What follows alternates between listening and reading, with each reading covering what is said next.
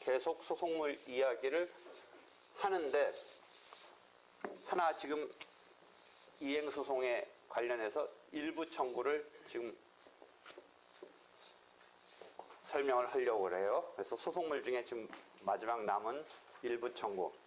느낌 알겠죠? 일부. 제가 1억 원 받을 어떤 실체법적인 주장이지만 있는데 무언가 이유 때문에 지금은 7천만 원만 청구하는 거예요.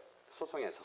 자기가 1억 원 받을 이럴 일이 있다고 생각은 하지만 무엇 때문에 7천만 원만 청구한다 라는 것 생각해 보세요. 가능해요. 실체법에서 여러분이 자기 권리를 행사하는 건 자유니까 나누어서 행사하든 어느 조금만 행사하든 자유예요. 그러니까 소송에서도 마찬가지로 소송을 자기가 갖고 있는 채권 중에 일부만 내겠다라면 그건 무방해요. 다만 그렇게 일부만 내겠다는 무슨 속셈은 있겠죠. 왜 일부만 내겠어요? 1억 원 다 안 내고 7천만 원. 그냥 생각해 보면 내가 물어보는 질문은 그렇게 무슨 예습을 막 신중하게 해와서 하는 게 아니라 그냥 즉흥적으로 하는 질문을 하지 무슨 그렇게 실제 공부해갖고 오는 내용을 갖고 질문하지는 않는 거예요. 응? 왜 7천만 원만 청구하려고 해? 만약 5천만 원은 못 받을 수도 있겠다. 못 받을 수 있어도 그냥 그래도 못 받을 때 못 받을 망정 1억 원 받을 게 있으면 1억 원 청구하지. 왜 미리 못 받을 것 같아서? 그럼 7천만 원 받을 것 같아? 생각이 들어서 일단 7천 뭐 때문에 상대방의 재산을 봐서 그런 거야 아니면? 상대방의 재산도 있고 아니면은 사실은 이게 1억인지 좀 확실하지가 않아? 확실하지 않으니까. 그러니까 그럴 때는 뭐냐면 금액이 불확실한 거네. 1억인지 7억인지 7천만 원인지 약간 아리까리해서. 왜? 김수민은 왜? 왜?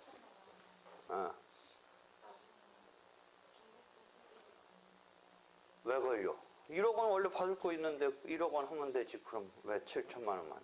더 오히려 그 위험이 7천만 원만 청구하면 오히려 만약 그런 우려되는 게 더 걸리려면 더 걸리지. 1억이 있는데 7천만 원만 하는 거 갖고 걸릴 게 뭐가? 왜? 오히려 걸릴까봐 그러면 1억 원 다 해야지. 나중에 하는 게 더 혹시 잔부분 혹시 문제될 거라고 지금 그런 이유라면 오히려 전부 다 자기가 생각한 전부 다 청구를 해야 되는 게 더 맞는 거 아니야? 그러려면. 왜? 미안해서? 미안한 이유가 뭐야? 그러면 3천만 원 아예 안 받겠다는 생각이야? 7천만 원만 달라요? 7천만 원만 달라? 원래는 1억인데 불쌍해서 7천만 원 받겠다? 잘 주지 않을까? 그런 거가 구현되는 절차, 분쟁 해결 절차는 뭐가 있어, 만약? 그런 거가 더 잘 구현되는. 판결 절차에 대해서 ADR이라고 조정 같은 거는 실제 1억이라고 결론이 나와도 여러 가지 사정을 해서 7천만 원으로 하자라는 게 되는데 소송은 판결은 일도 양단적인 해결이라 물론 청구한 거의 한도에서 실제 법원이 7천만 원이든 1억 원이든 되는데도 불구하고 법원이 1억 원 인정된다, 손해가. 대여금이 1억 원 인정된다. 근데 7천만 원만 갚아라. 이렇게는 해줄 수 없어, 판결은. 나온 결론대로 인정 못하면 줄 필요 없다고 나오든지, 하여튼 자기가 생각한 대로 주라는 건데, 그 생각한 바가 1억 원인데도 불구하고 법원 입장에서도 안 됐으니까 3천만 원 깎아줘라. 그래서 7천만 원 하겠다. 이렇게 할 수가 없어. 판결은 저 그때 얘기했듯이 요건에 맞춰서 효과를 그대로 일도 양단이라는 표현을 써. 일도 양단적으로 해줘. 다만 조정 절차 같은 ADR 절차에서는 여러 가지 구체적 타당성 있게 해주는 가능성은 있어. 실제는 1억 원인데 쟤도 좀 불쌍하지 않느냐. 이런 어떤 표현은 뭐 불쌍하다는 우리가 상투적인 표현을 쓰지만 하여튼 그런 어떤 사정을 감안해서 해줄 수는 있는데 판결은 요청한 거에 일도 양단 오케이 이냐 아니냐만 해주는 거야. 왜? 그 소송할 때 인지 붙이는데 비싸니까 1억 받을 수 있으면 1억 받으면 인지가 뭐 만약 3천만 원 깎아서 해서 3천만 원을 날리는 것보다 인지가 더 비쌀 리는 없잖아. 최소한 비용이 그러니까 소송 비용적인 측면에서 자기 생각에 1억 원 받을구는 싶은데 혹시 3천만 원 부분은 받지 못할 것 같으니까 미리 그냥 딱 확실하게 7천만 원 하자. 3천만 원어치 괜히 못 받을 게 거의 확실한데 날릴 것 같으니까. 뭐 그런 생각. 소송 비용적인 측면. 그죠? 또 변호사 비용은 내가 1억 청구할 때 변호사 맡기는 거랑 7천만 원 맡길 때의 변호사 비용이야? 아니면 어떤 의미의 변호사 비용? 그건 인지랑 마찬가지네. 그럼 변호사가 7천만 원이니까 조금 뭐 예를 들어 7천만 원에는 70만 원 받을 거를 1억 원이면 100만 원 받겠다면 그만큼 절약하려고. 응?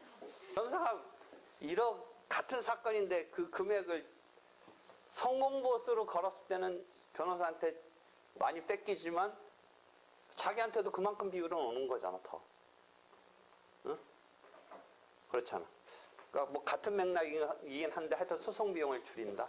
나는 그 변호사라고 그래서 그 변호사 비용을 생각한 줄 알았지. 상대방 변호사 비용을 물어내야 돼 만약 치면. 자기 변호사 비용을 이기면 상대방한테 받지만 일부분 지면 진 만큼은 거꾸로 상대방이 이긴 거잖아. 그만큼은 상대방이 나한테 또 변호사 보수를 받아가야 돼. 민법적으로 상계적인 처리가 될 수도 있어. 내가 7천만 원을 받아준 것에 따른 1억을 청구했다가 30%는 진 거면 30%는 거꾸로 물어줘야 되는 거고 70%는 받아야 되는 거고 똑같은 변호사 보수라고 만약 가정하면 똑같지는 않지만 그 계산되는 게 차감을 해서 40% 예를 들어 그 서로 똑같지는 않겠지만 이 실제 준비용 말고 계산되는 것도 똑같지는 않겠지만 하여튼 40% 느낌의 이런 상계로 남는 이런 정도밖에 못 받으니까 완벽하게 100% 성공하면 자기가 물어줄 변호사 비용, 소송 비용 같은 것은 줄 게 없으니까 그런 점에서까지도 고려했다. 즉 소송이 남발되면 막 소송을 공격을 하면 상대방이 쩔쩔 매겠지 해가지고 무모하게 남발하면 되려 어떤 역습을 맞냐면 자기가 그냥 무대뽀를 했다가 지면 상대방이 변호사 쓰면서 소송 비용으로 치른 것을 변호사 비용으로 다 준 실질 금액은 아니겠지만 그 사건에 따라서 규칙에 의해서 정해진 예를 들어 1억 사건이면 얼마 정도 책정된다고 그래서 480만 원 정도 책정되는 그걸 물어낼 상황도 나와.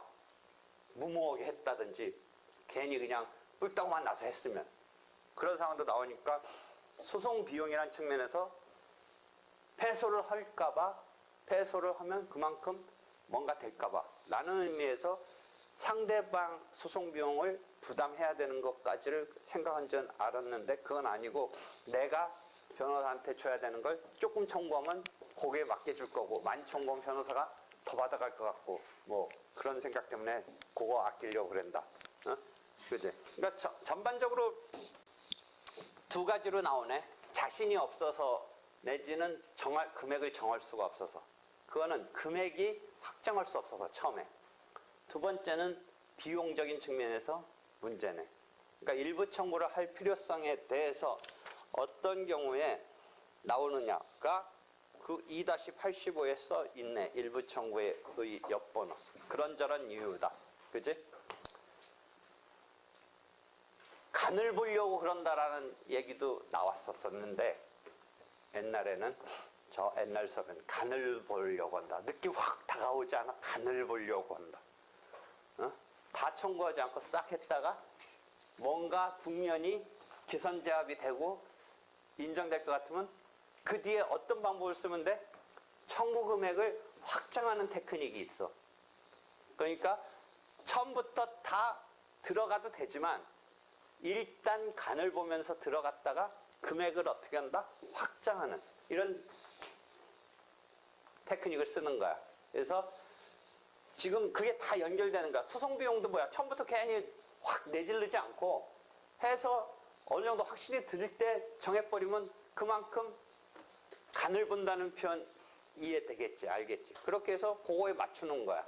처음부터 무모하게 확 내지르지 않고 그냥 그 상황에 맞게 변형을 시키는, 변경을 하는 이런 테크닉을 쓸 수 있기 때문에 일부 청구에 있어서 잔부분 청구는 소송 도중에 변경을 하는 거는 큰 문제가 없어. 물론 인지를 더 붙이는 거지, 인지를. 그러니까 우리가 처분권주의는 뭐야? 처음에 신청을 원고가 스스로 내세우는 거잖아. 법원은 그 한도에서만 판단해 준다는 게 처분권주의잖아. 처음에는 7천만 원만 했지만 최종적으로 3천만 원 더 늘리고 인지 더 붙여서 1억을 만들면 마지막 단계에서는 1억에 따라서 법원이 결정해 줄 거니까 도중에 청구 금액을 확정하는 이런 테크닉을 쓰는데 그게 다시 돌아온다면 처음부터 금액을 확정할 수 없는 예컨대 대여금 같은 경우는 빌려준 거를 뭐 확정 못 한다는 건 없지만 인신사고로 인한 손해배상은 저번 때 얘기했듯이 병원에 가서 이 사람의 노동능력 상실률 등을 이제 감정을 받아서 이 사람의 일실이익이 얼마인지 그 노동능력이 후유증이 얼마로 잡히는지 등에 따라서 금액이 최종적으로 자기가 신청을 해야 되니까 금액을 자기가 정해서 내야 되니까 그때 가서 하면 돼. 그러니까 처음에는 대략 7천만 원만 청구한다라고 했는데 나중에 보니까 한 1억 정도까지 계산해 보니까 받을 수 있어. 노동능력 상실 이런 것 등을 나중에 신체 감정한 결과 병원에서 법원으로 온 것에 따라서 보니까 이렇게 계산하니까 1억 원 정도 돼. 그러니까 그런 경우에 처음에 청구 금액을 특정할 수 없는 이런 손해배상 사건 같은 경우는 대여금은 처음부터 특정할 수 없다는 건 쥐가 빌려준 걸 쥐도 특정 못한다면 뭐 소송을 하는 자세가 안 돼 있지 그건 벌써. 근데 손해배상 사건에서는 그럴 수가 있어. 그러니까 그런 처음부터 금액을 특정할 수 없는 이런 상황에서 어쩔 수 없이 일단 얼마만 청구합니다. 일단 얼마만 청구합니다 하다가 나중에 금액을 짜 맞추는 거야. 거꾸로 금액이 줄어들 수도 있는데 뭐 줄어드는 거는 굳이 뭐 줄일 필요는 없어. 그냥 유지하고 있으면 되지. 근데 금액이 더 받고 싶을 때는 늘려서 청구 취지 금액을 확장을 해야지 법원이 그것에 따라서 해주니까 원래 자기가 신청한 금액만을 고소하면 그 한도에서만 해주는 거야. 더 안 해줘. 당사자가 7천만 원만 청구했는데 법원이 이렇게 저렇게 해서 신체 감정 결과 온 거에 보니까 계산해 보니까 1억까지 받을 수 있는데 이 띨빵한 게 왜 1억 안 청구하죠? 그래서 법원이 그냥 가만히 보고만 있어. 1억까지 빨리 1억을 올리면 1억까지 해줄 이런 자료 증거 등에 의해서 될 수 있는데 그렇지만 당사자가 그냥 7천만 원을 그대로만 하면 맥시멈 7천만 원밖에 못 해주는 거야 법원이. 그게 처분권주의야 처분권. 그러니까 뭐든지 다 법원이 직권으로 해서 계산해서 그러니까 최악의 소장은 이렇게 내면 어떻게 돼? 그래서 어디에 대한 문제도 있어. 일반 교과서 없는데 이런 식으로 법원이 알아서 계산해서 해주세요. 당사자는 솔직히 그런 마음이 많을 거야. 이 소송의 메커니즘도 모르고 내가 억울하다고만 막 얘기하면 교통사고 당했다. 뭐 어디 가서 한 대 맞았다. 이렇게만 얘기하면 다 계산해서 해줄 거라고 생각하는데 그게 다 자기가 청구를 내세우고 증거를 내세우고 이렇게 해서 되는 건데 소장에다가 이렇게 쓰면 어떻게 해? 원래 피고는 원고에게 뭐 7천이면 7천 1억 원을 지급하라 이렇게 나가야 되는데 적당한 금액을 해주세요. 뭐 이런 식으로 쓰면 황당해 법원이 어떻게? 에? 그런 식의 근데 소송도 인정해주면 좋지 않을까? 난 그런 생각도 해. 그렇잖아. 당사자가 이거 다 뭐 잘 모르니까 그냥 해서 잘 불쌍한 정도에 따라서 해주세요. 뭐 이런 취지로 적절한 금액을 하여튼 인정해주세요. 이런 식으로 내면 어떨까?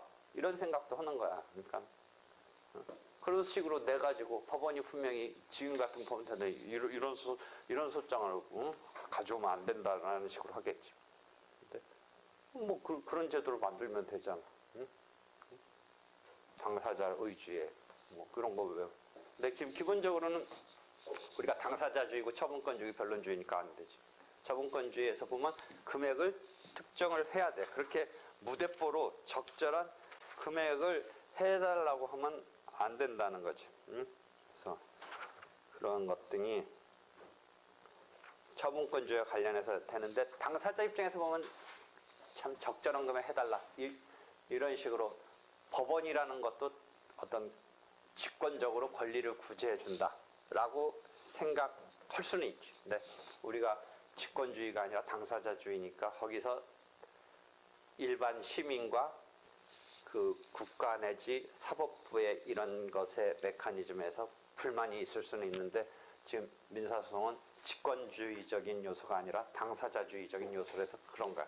그렇게 해서 일부 청구가 그런 의 내지 어쩔 수 없이 나올 수 있는 경우가 있는데 그러면 소송 도중에 청구 금액을 확장을 한다라는 게 제일 일반적인 거야. 처음에 금액을 특정할 수 없는 뭐 그런 상황이라든지 아니면 금액을 특정할 수 있어도 뭔가 하여튼 자기가 일단 분할 청구해서 일부분만 청구하겠다는 걸 막지는 않으니까 하려면 할 수 있어. 그래서 들어왔을 때 마무리 져서 금액을 맞추기 위해서는 청구 취지를 확장한다라고 그래. 금액을 확장하는 거야. 그렇게 해서 맞추면 돼. 근데 그렇게 하는 게 제일 일반적인데 결론까지 가서 판결까지 그 자체로 그대로 간 다음에 나머지 부분을 처리하는 데 있어서 중복재소, 기판력 이런 등등과 관련해서 한번 중복재소적인 상황을 만들어 봐봐. 일부 청구를 하고서 잔부를 지금 여태까지는 어떻게 하면 된다고 해서 그 소송 자체에서 금액을 늘리면 되는 건데 지금 중복재소적인 상황에서 어떤 상황 만들어봐. 네가 중복재소적인 상황 7천과 1억에서 그런 1억인데 7천만 원 한 상황에서 중복재소적인 상황은 표현해봐. 어떤 상황이 중복재소적인 상황 만들려면. 그러니까 뭐 좀 더 정확하게 만들면 자기가 지금 1억 원 정도를 그 사건에서 받아야 된다는 금액으로 생각하고 있는데 뭔가 때문에 7천만 원만 청구했어. 그리고 그 소송에서 플러스 3천을 하면 되는데 지금 중복재소는 뭐야? 그 사건에서 플러스를 하지 않고 별도의 사건으로 3천만 원을 낸 거야. 중복재소적인 상황 이해하겠어? 그럼 일부 청구의 소송물을 그 하나의 사건 단위로 1억 원짜리 그 덩어리를 하나의 사건 단위로 본다면 7천하고 3천 쪽에서 별도로 낸 게 중복재소에 걸려야겠어? 안 걸려야겠어? 걸려야 되겠어? 안 걸려야겠어? 그 전체가 하나의 소송물을 본다면 걸려야겠지. 그렇지? 그것을 그대로 다시 기판력으로 설명해봐. 지금 중복재소 설명하지 말고. 개념, 기판력이란 개념에 맞춰서 설명해봐. 7천만 원을 청구했다가 결론까지 났어. 확정까지 됐어. 7천만 원 유인해버렸는데 다시 이제 3천만 원 또 청구가 들어가는 거야. 그게 기판력이지. 즉 중복재소는 뭐야? 소송 결론은 안 나고 진행 중에 냈을 때를 중복재소라고 그랬지. 기판력은 완결되고 끝나고 확정됐을 때 내는 게 기판력 국면이라고 했지. 그러니까 상황은 이해하겠지. 7천 대 3천으로 한다면 7천만 원 내면서 조금 있다 추후에 이 진행하면서 3천을 들어갔을 때는 중복재소적인 측면이고 7천을 내가지고 결론까지 나고 확정됐는데 3천을 그 사건의 잔부분을 다시 청구하는 것이 기판력 국면이지.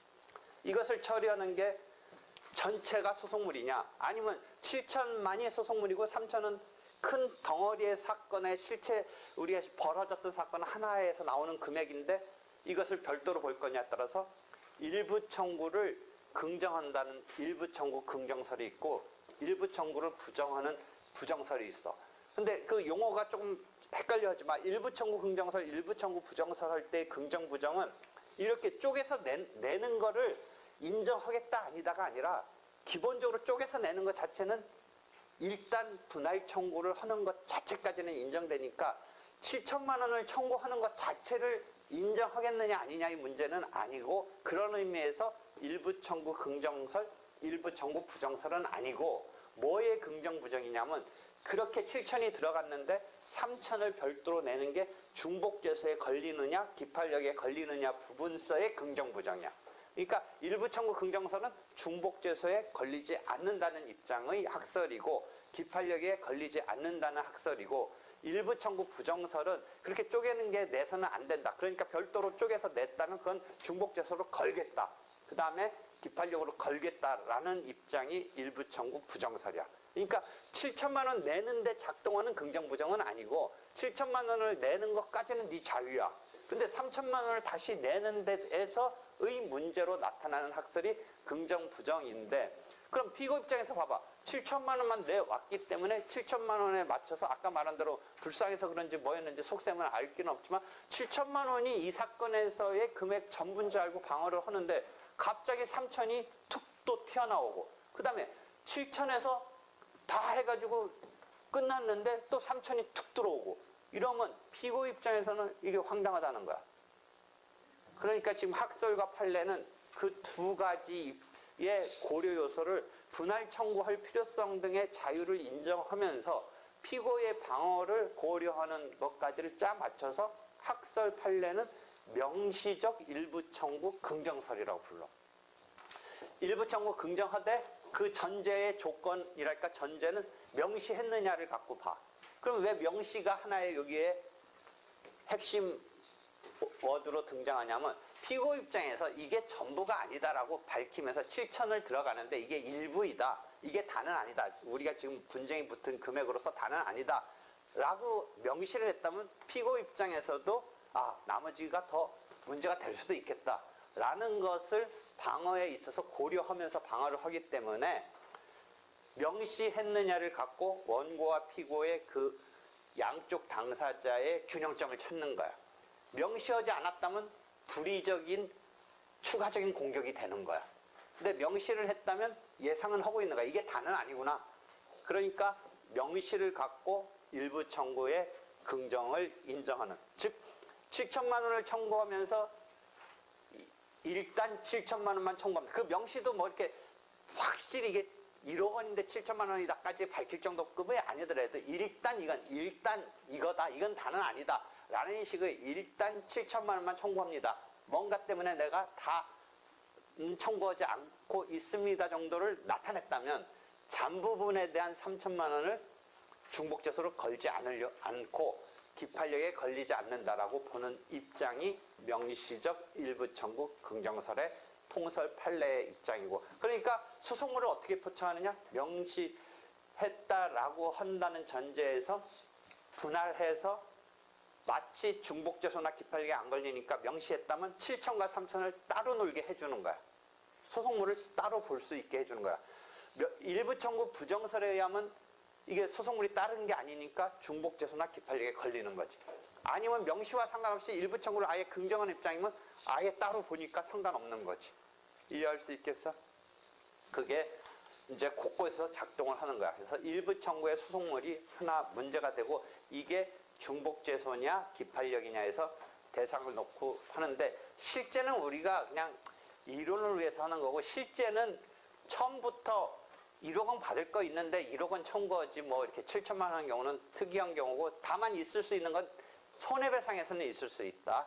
처음에 금액을 다 확실히 자기가 생각하는 거와 뭔가 나중에 감정에 따라서 손해가 이제 법원과의 어떤 소송에 있어서 법원의 앞에서 소송에 있어서 정해지는 게 나타나는 게 소송하다가 이제 확정될 수 있는 그런 인신사고 손해배상에서 일실이익 같은 노동능력 상실률이 감정에 의해서 결정돼야 돼. 자기가 내가 노동력이 20% 상실했다 이렇게 되는 게 아니거든. 감정에 의해서 되는 거거든. 그러니까 그런 등등에 의해서 처음부터 확정할 수 없는 금액의 사건의 경우는 있을 수가 있는데 그 경우도 실제 어떻게 하냐면 그런 감정 결과가 나오면 그것에 맞춰서 금액을 늘리면 되니까 우리가 지금 뭐 일부 청구 긍정 부정에 학설 이런 것을 가지고 또는 실물 갖고 얘기하는 게 어떻게 보면 뭐 이렇게 실감 나지는 않아. 실제는 청구 금액을 확정하는 식으로 하는 거니까 상황은 있을 수. 그러니까 대여금 같은 거는 그럴 필요성도 사실은 없는 거죠. 아까 뭐 소송 비용을 줄인다든지 간을 본다든지 뭐 이럴 수는 있겠지. 제일 황당한 사건에 우리가 앞에서 인지 보정 명령 때문에 봤던 게 뭐야? 100원인가 뭐 10원인가 냈다가 확 늘린 거. 그것도 어떻게 본다면 일부 청구했다가 늘린 거잖아. 그런데 인지를 그럼 더 붙여야 되는데 그때 인지 안 붙여서 어쩌고저쩌고 그 사건 한번 봤잖아. 무슨 도자기인지 명품인지 그러니까 그런 손해배상 같은 거 있는데 대여금 같은 경우는 그냥 자기가 1억 원 빌렸다 못 받으면 그냥 1억 원 들어가면 되지 굳이 쪼개서 낼 필요성은 거의 없지.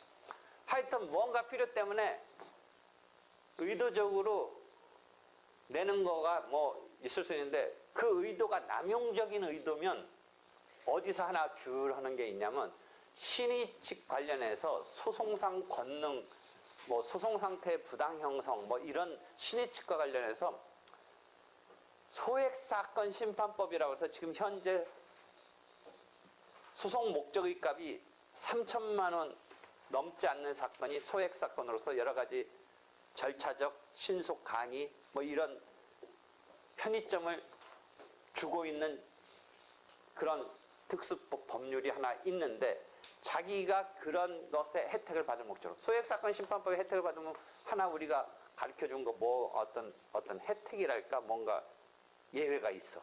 대리에서 한번 생각해봐. 하나 가르쳐줬는데 소액사건 심판법이라 대리에서 하나 가르쳐줬는데 그건 단독 사건일 때 항상 아니어도 그렇지 가족 등이라든지 할 때 허가조차도 없이 소액사건 더더욱 그치? 그런 게 있지.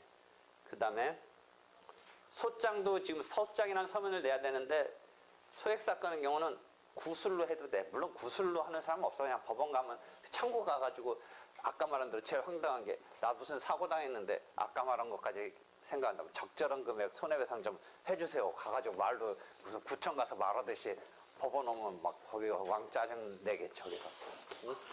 그렇잖아. 그래서 손해금액 얼마인지 말을 해야 되는데 금액도 그냥 적절하게 알아서 좀 나 치료비 빨리 받아주세요. 뭐 이런 식으로 막 민원성으로 법원 가면 소액사건은 구술로 그 직원한테 해도 되긴 되는데 그러면 그 직원이 받아서 조서 같은 거로 해서 소장 가름해서 할 수 있는 제도는 있는데 사실상 뭐 그렇게 하진 않고 이제 법원에 가면 뭐는 있냐면 체크 형식으로 소장 이렇게 하는 용지 양식은 있어. 뭐 무슨 피해냐, 뭐 대여금, 뭐 손해배상 이렇게 하고 금액 쓰고 이렇게 하는 건 있는데 하여튼 그렇게 양식에 따라서 하도록 뭐 인포메이션 센터 가면 양식은 있을 것 같은데 하여튼 원리는 소액사건은 구술로도 해도 돼. 그 창구에 가서 법원 사무관 등한테 말을 해서 그 사람이 이렇게 서면을 만들어서 할 수도 있는데 그런 등등의 예외가 있는데 하여튼 여러 가지 편의성 예외가 있는데 그 다음에 소액사건은 2심제야 원칙이. 이렇게 상고까지 이렇게 3심제로 하는 거기서 2심 원칙적으로 2심이고 여러 가지가 있어. 약간 예외적이랄까 편의적인 게 있는데 의도적으로 그런 편의성을 이용하려고 3천만 원 이하로 쪼개서 낸다라고 하는 것이 그런 남용적인 것이라면 소액사건 심판법 5조 2항에 가서 보면 그런 소송은 본안에 들어가지 않고 부적법 각하시킨다. 이런 조문이 하나 있어. 그러니까 남용적인 거지. 그래서 신의 측에 의배되는 어떤 예가 조문까지도 가 있는 게 소액사건 심판법의 5조 거기에 가서 보면 아마 있을 거야. 찾았어? 읽어봐봐. 찾은 사람 읽어봐. 그러니까 소액사건 심판법. 그래서 남용적으로 금액을 잘라가지고 3천만 원 넘지 않게 해서 실제는 넘는데 그런 과도하게 그런 의도 하에서 낸다면 그 손은 부적법 각하시키겠다. 읽어봐. 찾았어. 소액사건 심판법 제5조의 2 일부 청구의 제한 제5조의 2 청구할 수 없다. 그런 규정이 있어. 그래서 이게 신의칙에 관한 건데 이 신의칙이 보통 교과서는 조문도 1조고 어떤 대원칙이니까 어떤 교과서든지 민사법 교과서 처음에 나와. 근데 처음에 나오는데 대원칙인데 설명을 하는데 설명하기 위한 예는 우리가 이제 소송에서 우리가 배우는 예 갖고 설명을 하는데 처음부터 그렇게 나오니까 깝깝을 해가지고 거기에 대해서 소송 상태를 그렇게 부당하게 형성해서 남용적으로 했기 때문에 쪼개서 냈기 때문에 배제한다라는 신의 측의 소송 상태의 부당 형성 배제라는 카테고리에서 예로 나와. 내 책에는 16-옆번호 8에 나와. 마지막에 나와. 내가 왜 마지막에 이걸 배려했느냐. 처음부터 막 어려운데 물론 기본 원리니까 원칙이니까 처음에 등장시키는 게 맞지. 보통 거 그래. 근데 나는 이거는 그런 교과서 체계가 아니라 여러분한테 쉽게 익히게 하려고 제일 마지막에 배치했어. 그래서 뒤에 가 있어. 그런 게. 민사소송의 목적, 민사소송의 이상, 민사소송 신의성실의 원칙의 규제 이념 이런 거가 보통은 어떤 식으로 보더라도 처음에 이렇게 설명하면서 들어가는 게 모든 거겠지만 지금 마지막으로 배치한 건 그렇게 마지막에 가가지고 거기 가서 다 배우고 나니까 이런 게 그런 거구나 하고 거기서 해가지고 보통의 교과서의 첫 번째처럼 마지막까지 다 읽고 거기서부터 다시 서클로 돌아서 이제 다시 한번 딱 읽게 이렇게 배치를 했어. 그래서 특이한 배치야. 특이한 배치인데 내가 이렇게 했는데 10년 전에 이쪽에서부터 이렇게 했는데 이런 틀이 없어 국내에는. 그러니까 좀 이상하다고 생각하는데 그러니까 뒤에다 배치한 거는 그런 배려해서 해놓은 거야. 하여튼 그런 일부 청구와 관련된 게 그런 거야. 의의가. 그래서 일부 청구의 의의, 일부 청구의 소송물과 관련해서 어떻게 지금 문제가 되느냐. 그래서 명시적 일부 청구 긍정선. 그거는 양쪽의 어떤 그 이익을 배려해서 절충적으로 명시했느냐는 것을 포인트로 해서 명시했다면 받아들이는 피고도 이게 다가 아니구나. 뭐가 또 있을 수 있구나. 라는 것을 그 명시했다는 것을 기준으로 해서 파악하려는 게 명시적 일부 청구 긍정서량. 그래가지고 이게 시험 문제로는 억수로 나와. 억수로. 아까 만들 실전에서는 뭐야? 청구 금액을 확장하는 이 테크닉을 쓰는 건데 억수로 나와. 어디서까지 나오냐면 일부 청구 해가지고 7천만 원이 다 받아들여졌어. 그럼 3천만 원 또 할 수 있다. 명시했다면 할 수 있다. 해서 양쪽의 입장을 맞췄는데 한번 생각해봐. 7천만 원 청구했는데 손해배상인데 인과관계가 인정이 되지 않았어. 인과관계가. 그래서 원고가 7천만 원 써 졌어. 제가 뭔가 손해를 입었다고 하는데 인과관계가 증명이 안 되면 손해배상에서 원고가 기각당하겠지. 기각당했어. 그래가지고 막 싸우다 인정 못 받았어. 그러니까 이 원고가 7천만 원 청구했다가 기각당했는데 3천만 원 또 청구를 해. 그럼 어떤 국면이야? 기각당해서 확정됐어. 그 게임 끝났어. 근데 3천만 원 또 내. 두 번 싸우는 꼴이잖아. 잘 봐봐. 그 금액의 문제가 아니라 인과관계가 인정 안 된 거야. 금액이 1억 원이냐 7천만 원 막 이런 것 때문에 뭐 이런 게 아니고 하여튼 얘는 1억 원 중에 7천만 원만 청구했는데 지 속마음은 하여튼 일단 7천 청구했는데 기각당했어. 기각의 이유가 인과관계가 없다든지 과실이 없다든지. 그럼 나머지 3천만 원 부분도 어떻게 돼야 우리가 심정적으로 맞는 거야? 그 어떤 불낸 사건, 어떤 사고친 사건에서 3천도 그렇다면 앞판결에서 내려진 결론에 따라서 인정 못 받아야 되잖아. 그렇지? 근데 일단 다시 낼 수 있다는 것부터도 명시했다는 것만으로 다시 낼 수 있다고 하는 게 그럼 이상해 안 이상해? 피고 입장에서는 봐봐. 열심히 싸워서 막아내서 인과관계가 없어서 자기는 물어줄 필요 없다고 했는데 똑같은 그 사고를 갖고 이번에 금액이 다시 3천만 원을 들어왔어. 근데 앞에서 자기가 7천만 원이 다가 아니다라고 했기 때문에 3천만 원 청구를 또 할 수 있고, 물론 3천만 원 청구도 최종적으로는 기각될 확률이 무진장 크지만 다시 한 번 더 싸우는 꼴이야. 어디서 제어를 하면 제일 좋냐면 기판력에 걸린다라고 하면 제일 좋겠구만. 일단 기판력에 안 걸려. 왜 그래? 지금 학설 판례에 하면 명시했다고 치면 7천만 원에. 그렇잖아? 그럼 3천만 원 갖고 또 싸울 수 있어.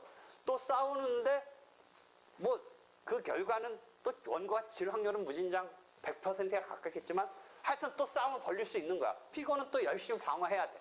똑같은 류의 뭐 인과관계가 없다든지 이런 방어를 해야 되잖아. 그지?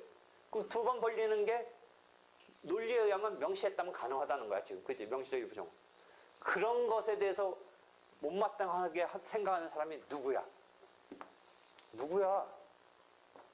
나지 뭐가 법원이야. 법원은 지금 명시적 일부 청구 긍정설이라고 기껏 얘기했다고만. 어? 그런 사고를 갖고 여러분 애우고 하고 있는데 끊임없이 나는 어떻게 한다는가? 그럼 나지 어떻게 법원이냐? 실무 판례 뭐 학설 다 명시적 일부 청구 긍정설 취한다고 하는데 나는 그런 상황에 도달했을 때 보면 두 번 싸우는 게 적절하다고 생각하냐 이거야. 지금 내가 의문을 던지잖아.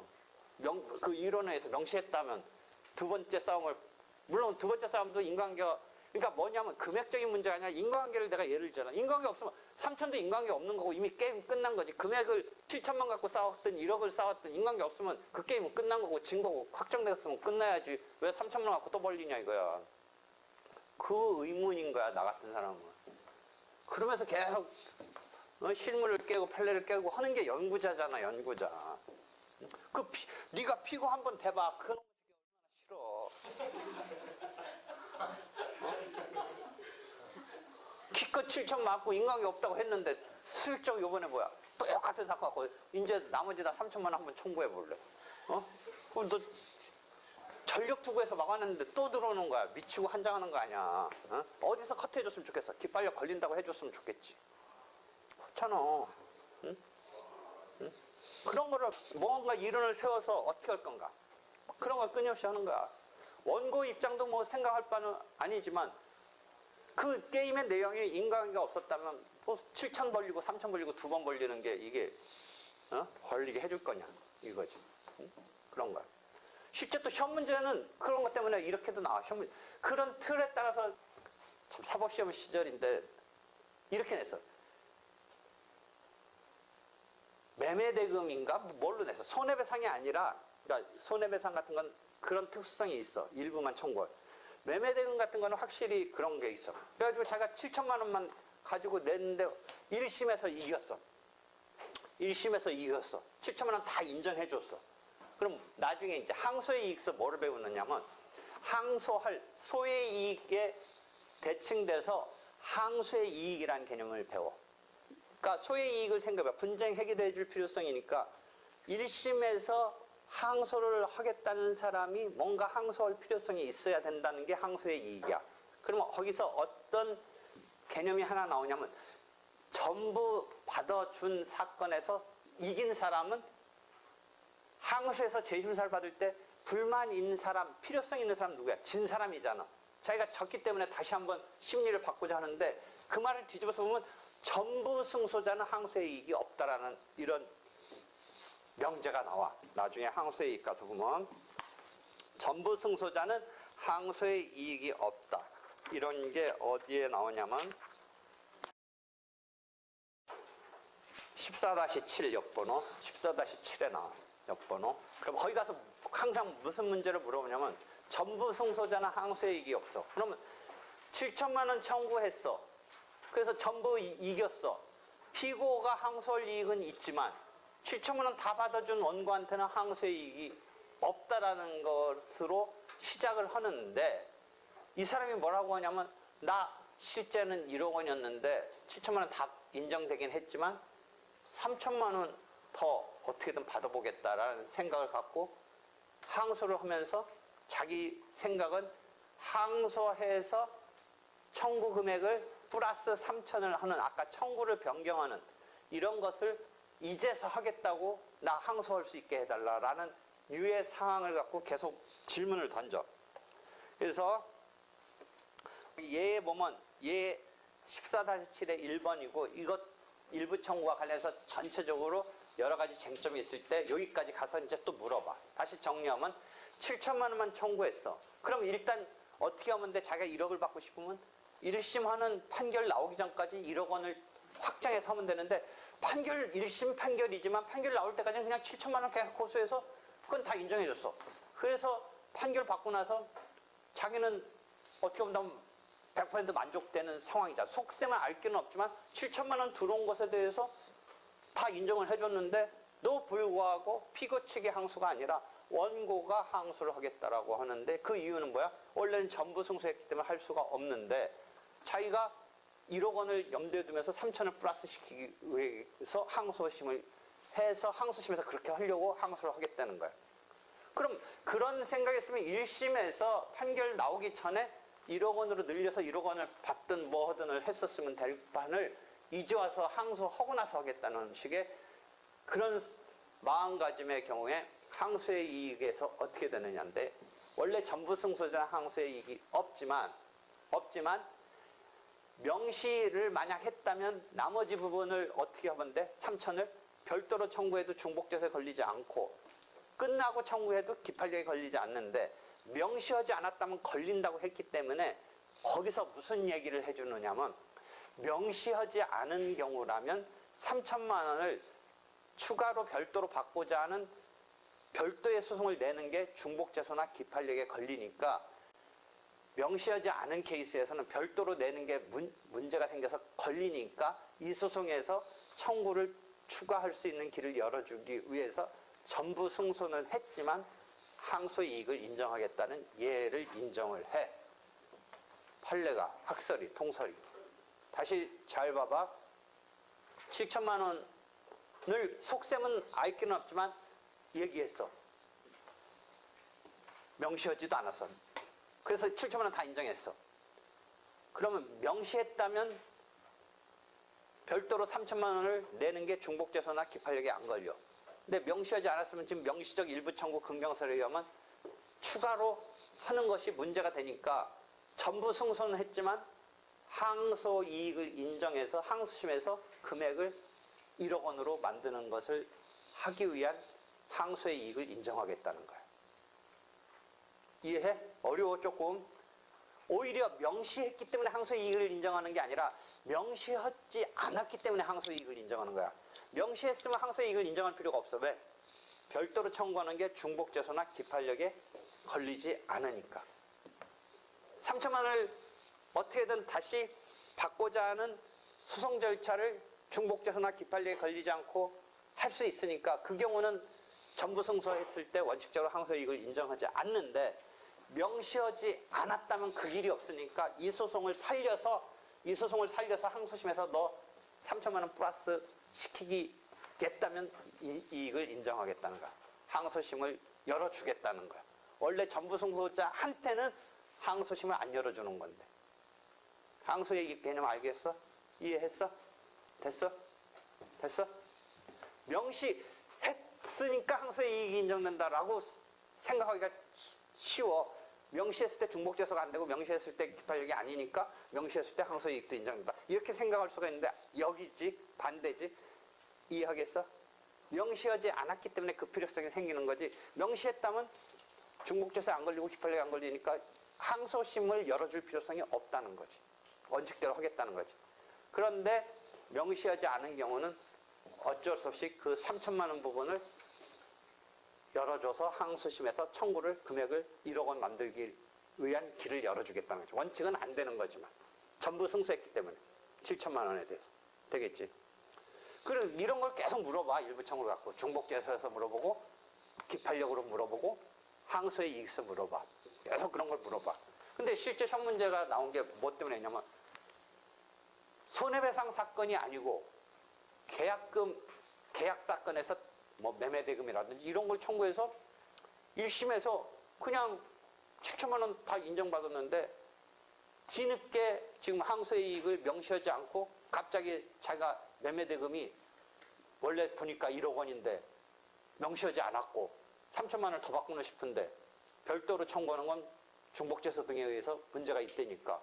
그래서 이 룰에 의해서 항소의 이익을 뚫고 들어가서 한다는 게 지금 통설 판례인데 그런 예외를 인정할 필요성은 아까 말한 금액을 특정하지 못하는 건에서는 확연히 그래도 느껴지는데 매매대금 같은 거는 자기가 1심 판결 날 때까지 근 6개월, 8개월, 1년 사이에 금액을 확정하고 싶으면 그때 확정해도 됐던 거를 이제 와서 새롭게 내가 원래 매매대금이 7천만 원 아니라 1억 원이다라는 걸 1심 판결 받고 나서 깨우쳐서 지금 그 3천만 원 더 받겠다고 늘릴 필요성에 원고의 필요성을 그렇게 강조해가면서 예외를 터주겠느냐라는 것에서는 그 필요성이 금액을 처음부터 어느 정도 자기가 다 확보하는 그 계산할 수 있는 금액을 확보하고 있는 금전적인 청구인 매매대금 같은 경우는 그 필요성을 적어도 1심의 진행 중에 확정할 수 있는 정도까지 하지도 않은 그 필요성에서 항소심까지 열면서 해줄 필요성이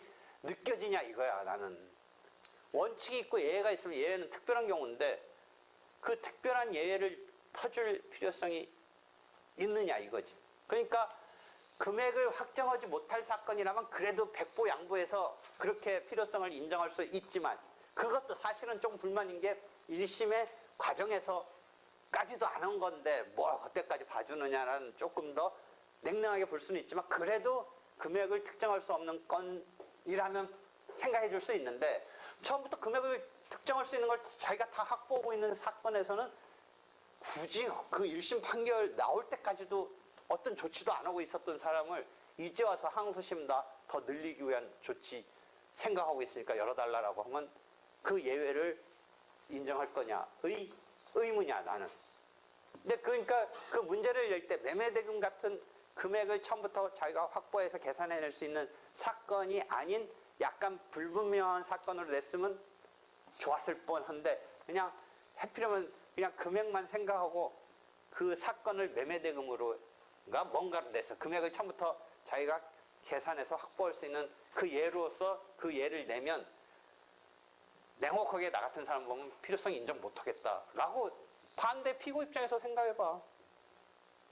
7천만 원 해가지고 원고가 이기니까 가만히 있다가 3천만 원 더 받고 뛰어드니까 아까 말한 원고 입장에서는 간을 봤더니 내 손을 들어줬네. 3천만 원 더 받아야겠네 라고 원고는 생각하지만 그러려면 그런 조치는 1심 도중에도 할 수 있고 아니면 애초부터 내가 이거 전부는 아니다 7천만 원만 일단 하는 거다 이렇게 밝히든지 했었어야 되는데 뜬금 계속 7천만 원이 전부인 척 하다가 갑자기 다 받아들여지니까 항소이익 뚫고서 3천만 원이든 뭐든 자기가 생각한 금액을 확정하기 위한 항소이익을 인정해달라 이런 것에서 지금 예외적으로 인정하는 건데 그 예외적으로 인정하는 것은 특수한 구체적 타당성 때문에 원칙의 틀 속에서 예외를 인정하는 건데 그 예외를 인정할 필요성이 느껴지는 사건은 금액을 특정하기가 좀 힘든 사건 같은 경우는 느껴지는데 금액을 처음부터 확정할 수 있는 것에 가까운 예를 갖고 한다면 그런 필요성이 그다지 와닿지 않는다는 거야 내 이야기는. 그러니까 문제를 내더라도 그런 전후 맥락이 있이 금액을 이렇게 처음부터 딱 확정하기가 힘든 이런 사례로 냈었어야 그 필요성이 확 와닿는 거지. 그리고 여러 가지 이 사람한테는 기회가 있었는데 애초부터 명시를 하든지 아니면 뭐 확장을 하든지 기회가 있었는데 1심 판결 딱 내려질 때까지는 이게 다인 척하다가 그 다음에 그것도 다 이겼는데 아까는 졌을 때 또 내는 것의 부당함도 얘기했는데 이번엔 다 이겼지만 그럼 이걸로 끝해야지. 갑자기 나 또 있어. 아예 소송물이 다른 또 있어. 뭐 이런 거는 생각해 볼 수 있겠지만 이 사건은 이걸로 이 금액으로 끝났다고 생각하는데 갑자기 툭 3천만 원 더 있어. 여태 뭐 그런 얘기 하지도 않다가 라고 했을 때 항소의 이익을 인정하는 예외를 타당성이 있냐 없냐에서 한 번쯤 되새김 해봐야 된다는 게 나의 생각이야. 그냥 여러분은 애우면 돼. 여러분 애우면 돼. 해서 애운 거로 그대로 5줄로 써봐. 뭐 돼요? 5줄로 써봐. 애운 거.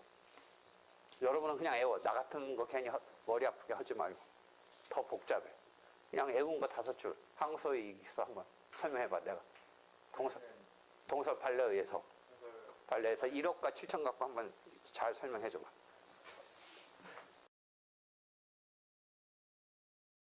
무승소자의 항소이익이 없는 틀 속에서 항소이익을 인정할 필요가 없는데 이제 없는데 허까지 정리하고 근데 이제 어느 경우는 중복저소 등에 걸리니까 그런 경우는 전부 승소했지만 묵시 경우에는 본인은 3천만 원을 더 받고 싶다고 하면서 항소를 했을 때 항소의 이익이 인정된다. 이해돼? 이해돼? 그렇게만 쓰면 이제 완벽하지. 근데 내가 봤을 때는 영혼이 없는 답안이지.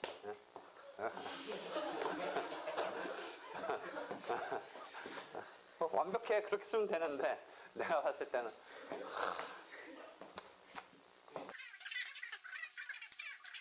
기각할 수 없어요. 우리가 1심에서 싸워서 변론을 종결하고 판결을 하지. 그러면 항소하지. 항소는 어떻게 되냐면 항소심은 1심과 항소심은 이런 용어를 써. 속심 연속된다. 다만 실기한 공격방어 방법이 각하라는 룰이 하나 있어. 근데 실제 잘 안 쓰여. 느낌 알겠어? 실기. 기회를 놓쳤다야. 기회를 놓친 공격방어 방법이 각하. 149조인가에 있어. 한번 찾아봐. 찾은 사람 읽어줘봐. 실기한. 그건 꼭 항소심 단계까지 안 가더라도 1심 자체에서도 거의 마무리하려는데 그렇지 않지? 지금 마무리하려는데 시간에 마무리하려는데 이제 와서 오늘 계속 문제 일으키네. 이제 와서 거의 변론 종결하려는데 이제 와서 뭔가 앞에 한참 했던 거 지금 딱 그 예는 아닌데 하여튼 그랬을 때 실기 기회를 놓쳤다. 공격방어 방법을 각하한다. 149조? 읽어줘봐 한번. 146조인가에 보면 적시제출주의가 하나 있고 적시, 적절한 시기. 그 다음에 시기에 늦은 149조 한번 읽어줘봐. 146조가 적시제출주의, 적시, 적절한 시기. 고의 또는 준비한 거를 고의를 각할 수 있다. 이걸 실기한 공격방법은 각하라고 하는데 이게 조문이 어디에 있어? 142쪽에 보면 변론이라는 총칙 조문에 있잖아. 그러니까 1심 속에서도 이렇게 마무리하려는데 하면 걸릴 수는 있는데 그게 항소심까지 봤을 때는 더더욱 1심 마무리할 때까지 왜 그런 얘기를 안 했느냐라고 하면서 자를 수는 있는데 다만 이런 게 있지. 그 얘기까지는 처음부터 내가 할 필요 없이 네가 뭔가 내가 A를 들어가니까 네가 또 A 얘기하다가 B가 나오니까 난 또 B에 맞등해서 C가 가고 이런 거는 B가 나왔기 때문에 C가 가는 건데 처음부터 C를 왜 말했느냐 해서 이런 막 여러 가지 이제 판단을 해야 되는데 잘 실무상은 각하시키지는 않아. 근데 원리대로 한다면 항소심에서 뭔가 이건 충분히 뭐 얘기했었어야 되는 거 아니냐 뭐 이렇게 그다음에 그 실기한 공격방어 방법이란 공격방어 방법 단계 이전에 청구 단계에서 소청구 이런 말을 쓰고 공격방어 방법을 하부 서브 메뉴로 쓴다고 그랬잖아. 청구 단계에서는 이제 청구의 변경이란 말을 써. 청구의 변경, 소의 변경. 그래서 소의 변경, 청구의 변경은 또 어떤 룰이 있냐면 공격방어 방법에 있어서는 실기한 것이 있고 소의 변경은 어떤 것이 있냐면 소송 절차를 현저히 지연시키지 않을 것이라는 이런 룰이 있어. 그래가지고 어디 가서 보냐면 262조가 소의 변경인데 소의 변경은 뒷부분에 나와 복잡소송이라고 해서 역번호 12-20 뭐 그 부분 소의 변경에 12-20 가서 보면 나오는데 262조를 보면 소 내지 변경하는 청구 단계에서 현저하게 절차를 지연시키지 않을 것. 그 다음에 공격방어 방법 단계에서는 실기하지 않을 것. 이런 룰이 작동할 수는 있는데 구체적인 사안에 따라서 그 룰을 적용할 수는 있는데 잘 안 적용해. 그래서 항소심에서 뭔가 내가 필요성 때문에 원래 필요성은 그러니까 지금 막 궁색한 걸 우리가 만들었지 원래는 뭔가 필요성이 자기가 있을 거야. 그때는 7천만 원밖에 지금 못 하다가 3천만 원을 지금 비로소 청구할 수 있는 어떤 필요성이 있을 때 그럼 필요성이 있기 때문에 각하되지 않고 항소심에서 금액을 소의 변경으로 청구 취지 금액을 3천만 원을 올리고 그다음에 그것에 따른 공격방어 방법이 나타날 수 있는 것은 실기했느냐 여부에서도 문제될 수 있지만 그렇게 하면서 항소심에서 속심이기 때문에 원칙은 속심이니까 연속돼서 펼치는 거는 인정되는데 작동하는 룰은 지금 그런 상황에서 소의 변경의 262조에서 보면 절차를 지연시키지 않을 것. 그 다음에 149조에 보면 실기하지 않을 것 등등의 룰은 있긴 있어. 근데 지금 그 필요성 때문에 항소 이익이 인정되고 항소심에 그렇게 펼치는 것 자체는 이런 룰을 그렇게 엄격하게 적용할 상황은 아닐 것 같아. 그런데 룰은 있기는. 그러니까 항소심에서 뭔가 또 다른, 그러니까 항소의 이익은 설사 통과에 들어갔더라도 그럼 이제 와서 그런 공방을 펼치고 그런 청구를 하는 게 문제 있지 않느냐라고 해볼 수 있고 룰은 있어. 그걸 규제하는 룰은 있는데 항소의 이익을 통과해서 들어온 전제는 거기서 청구를 추가하는 변경을 인정한다는 전제로서 항소의 이익을 인정하니까 그 뒤에 금액을 늘릴 수 있게 되겠지.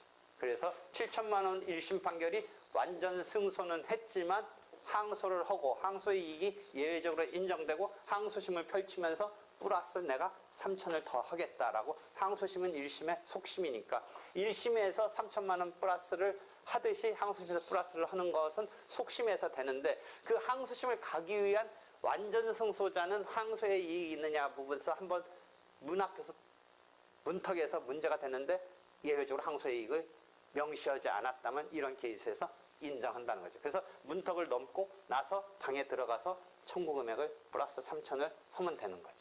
이해되겠지? 룰은 있어. 규제하려면 하는 룰은. 또 그러니까 아까 말한 대로 그 정도만 여러분 이해하면 답안 쓰면 퍼펙트한데 나는 마음에는 안 다가와. 머릿속에서 확 나온 답안이지 나는 가슴에서 나오는 답안. 말은 좀 엉성하지만